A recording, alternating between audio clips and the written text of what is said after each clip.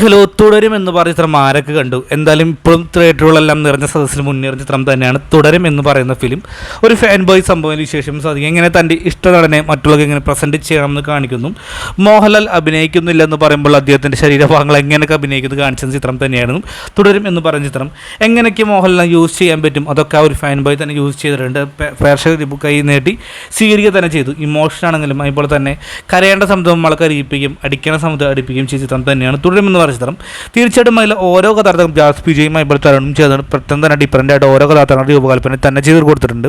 ഈ പോസ്റ്റിൽ കാണുമ്പോൾ തന്നെയാണ് ജോർജ് എന്ന് പറയുന്ന ഒരു കഥാപാത്രത്തിന് കൊടുത്തുള്ള പാമ്പിൻ്റെ കഥാപാത്രം നമ്മുടെ ലാലേട്ടൻ ഒറ്റയാണ്, അല്ലെങ്കിൽ ഒരു ഒറ്റക്കമ്മൻ്റെ കഥാപാത്രം തന്നെയാണ്.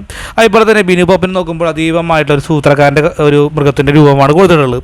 അപ്പോൾ തീർച്ചയായിട്ടും ആ പടം കണ്ടവർക്ക് എന്തായാലും അതിനെക്കുറിച്ചൊക്കെ ഐഡിയ കിട്ടും. കൂടുതൽ പറഞ്ഞ സ്പോയിലറായി പോകും.